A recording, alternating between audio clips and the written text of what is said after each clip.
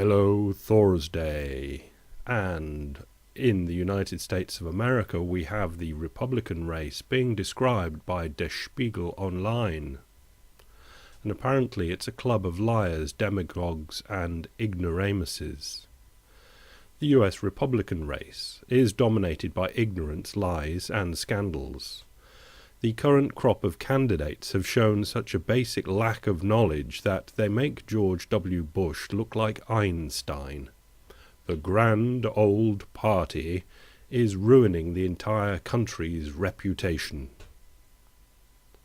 Now, I'll tell you, from over here in good old Europe town, the United States does not have a good reputation. It never has. It doesn't, and it never will. We hate you. And normally we hate you behind your backs, but putting forward such candidates here gives us an excuse to hate you on the front page. Hello, America. This is America. This is the Supplemental Nutritional Assistance Program, SNAP, food stamps. And I've had to cut it up to get it onto the page.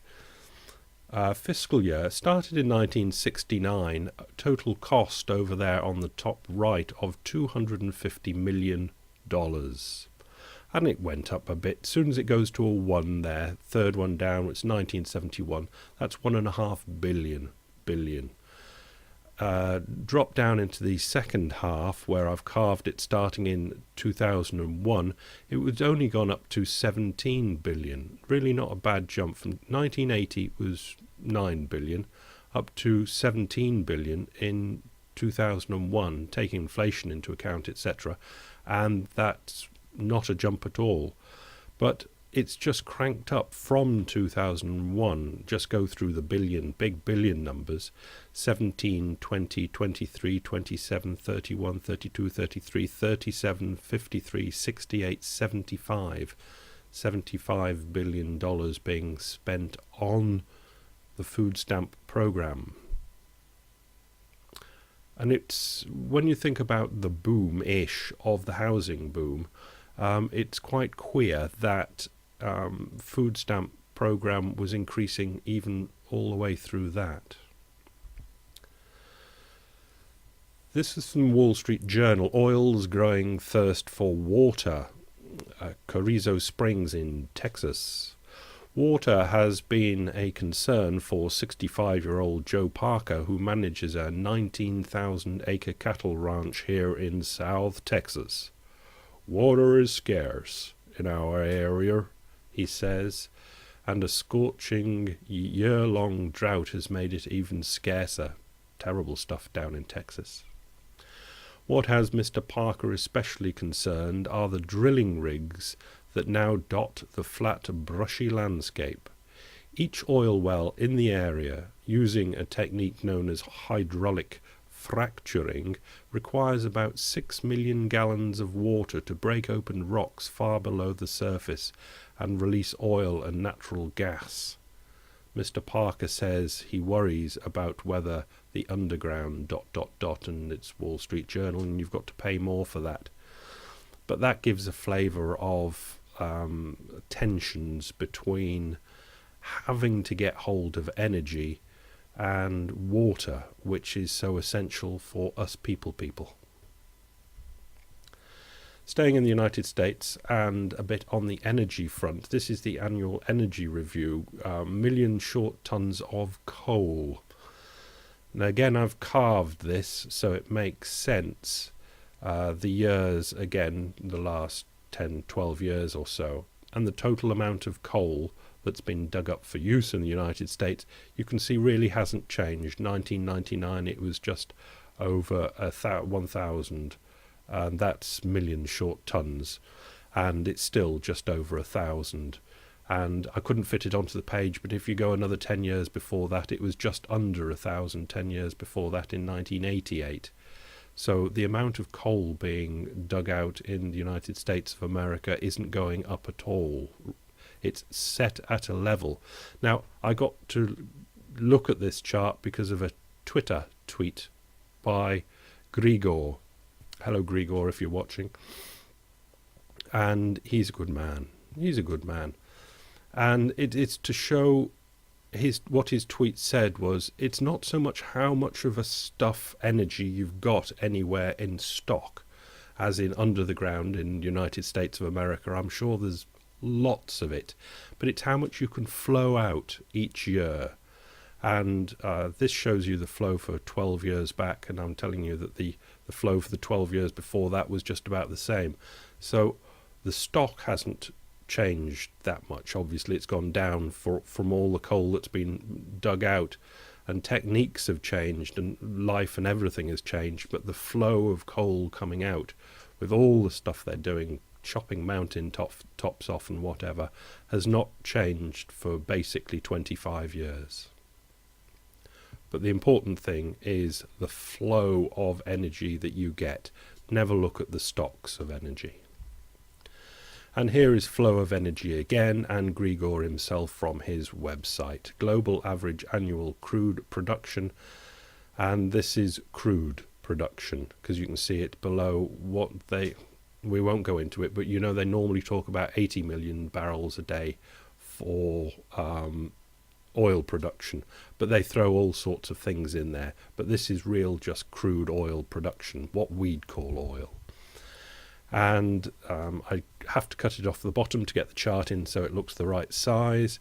But the last one, the 73,386, is this year, and you can go back to the 73,803, which is 2005.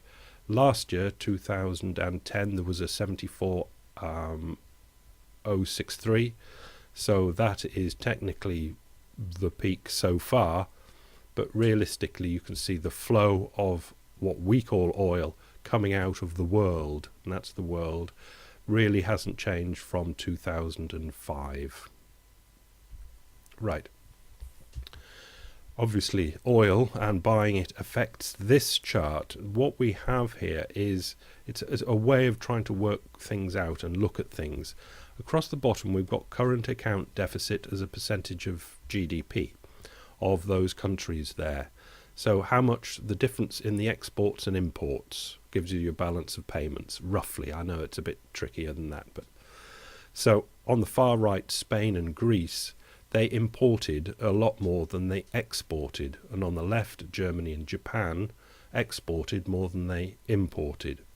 Up the right, the left-hand axis is the percentage of appreciation in house prices. Now, this article was to try and to see if there was a correlation between house prices going up and the current account balances.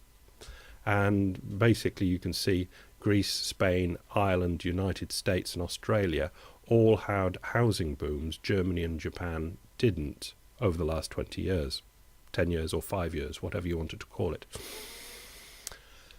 And is there a correlation? And they've put these words in the article, which made me think, so I thought I'd put them out for you to see if they make you think as well, because thinking's quite fun. Rising house prices make consumers wealthier. So house prices go up, makes consumers wealthier mentally.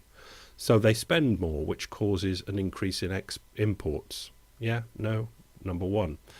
Number two, rising house prices give consumers more collateral against which to borrow, easing credit constraints and allowing more consumption, which causes an increase in imports.